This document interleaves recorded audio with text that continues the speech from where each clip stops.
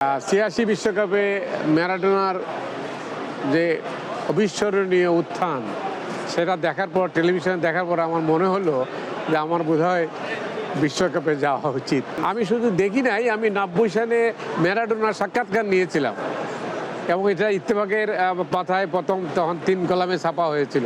বাংলাদেশের নাম জানতোই না সে, দুভাষীর মাধ্যমে। এটা তো আর সে বলতে পারে না। সে আমি বলছি ক্লোজ টু ইন্ডিয়া।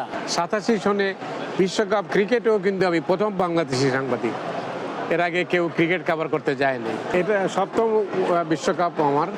১৯৯০ সনে আমি ইতালিতে গিয়েছিলাম। বাংলাদেশের কোনো সাংবাদিক তখন বিশ্বকাপের মঞ্চে যাননি। তো যাই হোক, তো আমি সৌভাগ্যবান বলতে পারি নিজেকে। ৮৬ বিশ্বকাপে ম্যারাডোনার যে অবিস্মরণীয় উত্থান সেটা দেখার পর, টেলিভিশনে দেখার পর আমার মনে হলো যে আমার বোধহয় বিশ্বকাপে যাওয়া উচিত। কিন্তু কোনো পত্রিকা, আমি তখন ইত্তেফাকের কূটনৈতিক রিপোর্টার, আমি আসলে খেলা নিয়ে রিপোর্ট করি না। যদিও আমি তখন মোহামেডান ক্লাবের ভাইস প্রেসিডেন্ট ছিলাম। তো খেলা নিয়ে কভার করতে সময় যখন আমার ইচ্ছা হতো যে আমি আসলে দেখি। আর এটা বলে রাখি, ৮৭ সনে বিশ্বকাপ ক্রিকেটেও কিন্তু আমি প্রথম বাংলাদেশি সাংবাদিক। এর আগে কেউ ক্রিকেট কভার করতে যায়নি।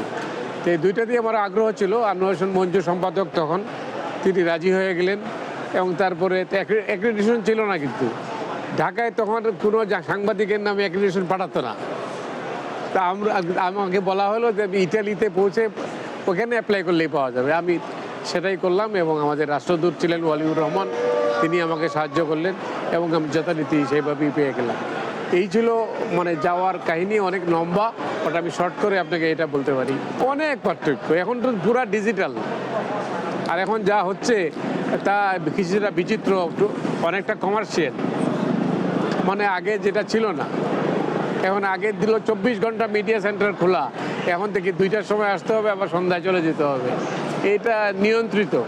এটা আমার কাছে মানে আসলে এটা এক ধরনের, আমি জানি না কীরকম। তবে যাই হোক, তারপরেও বিশ্বকাপ এবং শুরুটা আমি যে দেখে আমি একটু হতাশই হয়েছি যে প্রথম দিনই ৩টা রেড কার্ড। আর রেড কার্ডের ইতিহাস হচ্ছে মেক্সিকোর থেকেই 1970-তে, এবং সেখানে আবার সেখানেই আবার 3টে রেড কার্ড হলো প্রথম দিনে।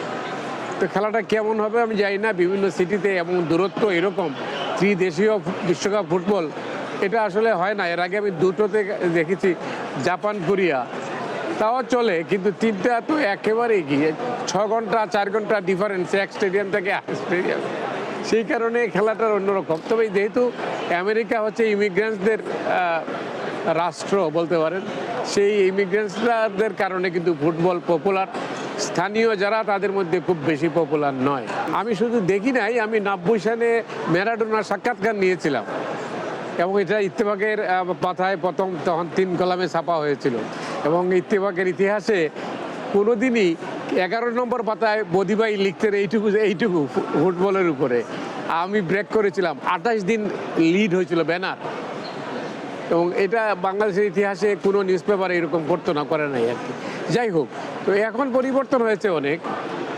প্রতিদিন খেলা মানে অনেক সাংবাদিক আপনারা আসেন, সহকর্মীরা অনেকেই, আমরা ভালো লাগে যে অনেকেই, তখন তো কেউ আসতো না, বাংলাদেশের নাম জানতোই না সে, দুভাষীর মাধ্যমে। এটা তো আর সে বলতে পারে না। সে আমি বলছি ক্লোজ টু ইন্ডিয়া, তখন তার মানে যে ইন্টারপ্রেট করতেছিল সে তখন বুঝাইছে।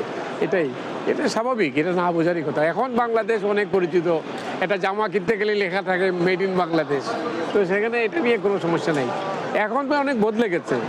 মেসিকেও আমি কাছের থেকে দেখেছি, রোনালদোকেও দেখেছি, আমি ইউরোপীয় লিগেও কভার করেছি। আমি জানি তো কী অবস্থাটা। তো ফুটবল আমার নেশা, এটা আমার পেশা নয়, নেশা। কিন্তু এখন অনেকটাই আমি মনে করি রাত জেগে আমি এখনও ফুটবল খেলা দেখি। ইউরোপীয় লিগ দেখি, চ্যাম্পিয়ন্স লিগ দেখি, জার্মান লিগও মাঝে মাঝে দেখি। আমি জানি না কি অবস্থা, তবে ইচ্ছা তো আছেই, ইচ্ছা তো থাকতেই পারে। এটা 7টা। ক্রিকেট একটাই আমি কভার করেছিলাম ফার্স্ট, যেটা 87-এ। টেনিস কভার করছেন? না, টেনিস কভার করিনি। আমি এবার দেখতে গেছিলাম, রিপোর্ট লিখি না, আমি বুঝি না আসলে।